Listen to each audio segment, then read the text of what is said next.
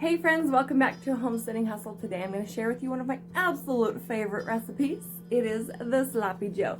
My kids request this all the time. It's delicious the next day, and it's made with some easy pantry staples that you probably already have on hand. And the best part about it is it doesn't have to be exact. You can do whatever you want with it. I'm just going to show you how I make mine, and then you can customize it however you want. But let me tell you, the way I make mine is really good, so you should try it. So we're gonna make this video in collaboration with the Three Rivers Homestead and her Pantry Challenge. Now I know that this has been going on for a couple weeks already. It is week 3. I am late to this party, but we're just gonna jump right in, and I'm gonna share with you guys some recipes over the course of this. It goes through the end of February, and I'm just gonna be better about cleaning things out of our pantry and actually utilizing what we put away for harvest and what we canned from this past season. So I just want to be better about making sure I'm incorporating those things into our meals. And so that's my challenge, and I'm going to share some of those recipes with you over the next couple weeks. Make sure you check out this hashtag link right here, and you're gonna find all kinds of different recipes and pantry tours and just really inspirational videos from so many different homesteaders and different channels, some big ones that you probably are very familiar with. So definitely check out that hashtag, and without further ado, I'm going to share with you my Sloppy Joe recipe with some delicious red cabbage coleslaw on the side. Okay, so we're going to start out with 3 pounds of, I have a grass-fed beef here from a local farm. Obviously you can make your pan as big as you want. I'm actually going to put this in the crock pot once it's all done cooking, so that we can kind of casually eat it as we go throughout the day. So obviously do this to your crowd, and we're going to do these 3, brown them up, and I like to use a potato masher to break up the beef, and it just really kind of makes it into those nice small particles. And then I give it a stir around and just really kind of get some color on all of this beef before we start adding in some seasonings. So I use Old Bay for like everything. I think this stuff smells amazing and it's super versatile, and I just really love the flavor of it. So I like to very generously season my Sloppy Joes, and really any kind of meat that you're cooking. Just keep in mind, Old Bay does have salt in it, so you don't want to overdo it. I also add in some black pepper and just some pink Himalayan salt. Again, you don't want to over salt it, so just be aware as you do this. I also use some granulated garlic. I have this massive one here from Costco, and this thing goes so long, but you can use it in everything. And I definitely like to add garlic to my Sloppy Joes.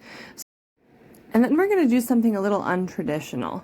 So you definitely want to give your Sloppy Joes a little body of flavor. And so I'm going to use this homemade brown sugar here. Now, brown sugar is just regular white sugar and molasses, so you can definitely make your own. You can make it light or dark depending on how much molasses you put in there. I'm going to use a 1/4 cup per pound that I'm putting in this pan. So I'm actually going to use 3/4 cup of brown sugar here, and I do put it in and mix it in with the beef, and it really kind of caramelizes and gives the beef itself flavor rather than just sticking to the sauce. Then I'm going to sprinkle over just a little bit of flour. This is just kind of an all-purpose flour. You can use cornstarch if you want. I just kind of sprinkle it over the top, and this is going to help our sauce stay nice and thick. Now, I really like to keep my Sloppy Joes beefy, and I don't want them, even though they're Sloppy Joes, I don't want them to make my bun too soggy. And so I do like to thicken up my sauce a little bit. I do add a little bit of mustard here. This is just a basic yellow mustard. It does create just a little bit of that, that mustardiness in the background. It's a really nice addition. I also add Worcestershire,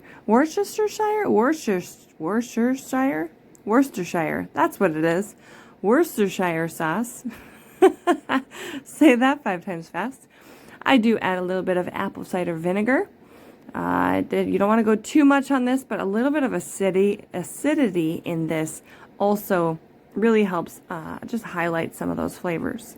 And then I have this jar of It's tomato, onion, and garlic that I canned up, and you can put this in so many things. If you keep your canning things nice and simple, you can really make these items versatile.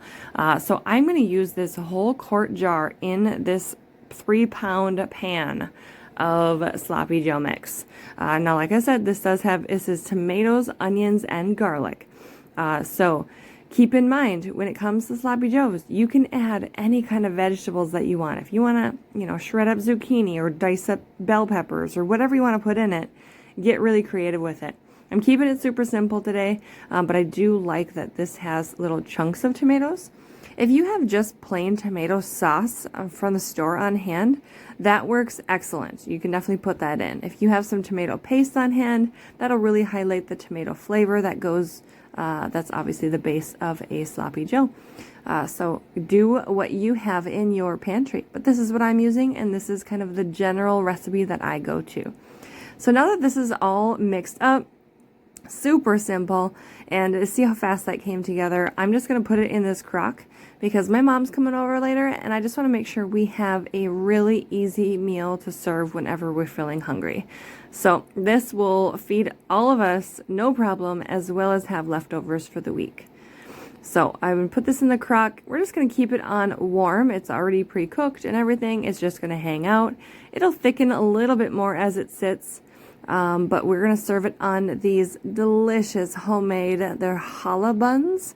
So this is just a challah dough, and I rolled it into buns, and it's absolutely delicious for sloppy joes. Now here's that cabbage that I mentioned. You know how at the beginning I said a red cabbage coleslaw? Well, this cabbage is from our garden, and I want to make sure that we're using up our garden harvest. And so this has been sitting wrapped up in this plastic in our fridge since the fall. It is now January, and this thing is still gorgeous. Now I am just going to, the end got a little moist on the end there, so I cut that off, peeled off the outer layers that have some kind of blemishes on it. Those do not go to waste. We bring those out to the chickens and the compost. Everything kind of goes into one of those areas, so nothing goes wasted here. But look at how gorgeous that is. Oh, it's so pretty. But for my coleslaw, I just really chop up the cabbage, whatever size. I like it to be pretty small. And then we're going to add in a few other little fun ingredients as well. Now, I like to add in apples. So apples brings a little bit of sweetness. Careful, don't cut your finger on there. I like to shred my apple, or at least shred one of the apples. It really kind of brings out the juices and allows those little shreds to incorporate really well into the coleslaw. I'm also going to chop one up here. I'm not going to use this whole apple. You don't want to overpower with apples, but you just do it to your taste buds. I'm just going to chop this one up a little bit into some little fine pieces so I have a little bit of that crunch. Now, one thing I did forget in this, as I'm showing you my recipe here, is usually I do shred carrots. And I totally have carrots in the refrigerator from our garden that I was going to put in this, and I completely spaced it. So keep in mind that what I'm showing you here is missing shredded carrots, and it is absolutely fantastic and is so pretty when you add those little orange chunks of carrot in there as well. So we have the red cabbage, we have just these beautiful red apples. These are just a pink lady apple. These are just my absolute favorite. They have great flavor and they have a great crunch, and they're great in lots of different recipes.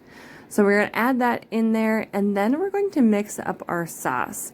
So everybody's going to do this a little bit different. I use mayo. This is I think it's Hellman's mayo. If you can make your own mayo, go for it. I don't have a immersion blender, and so I've found that making mayo does not work as well for me.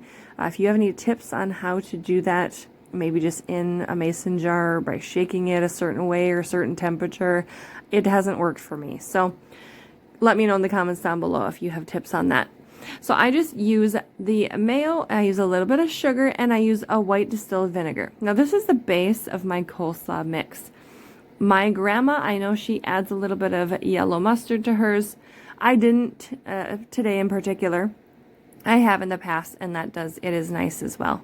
But I do add a little bit of pepper.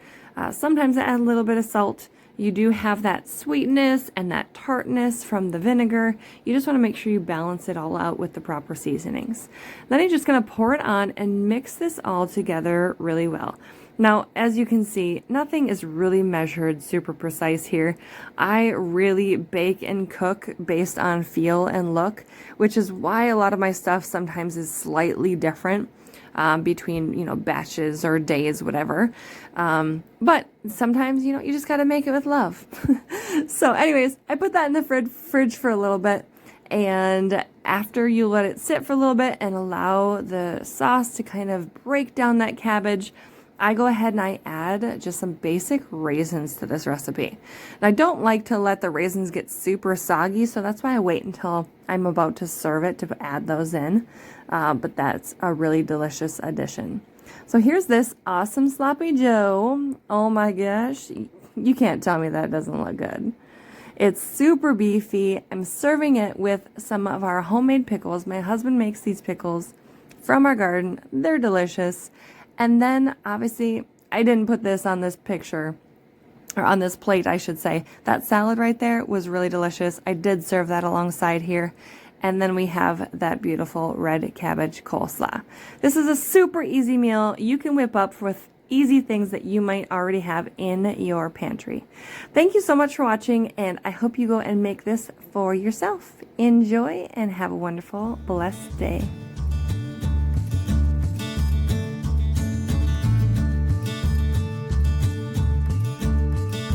So make sure you grab a piece of paper and a pen so you can write it down.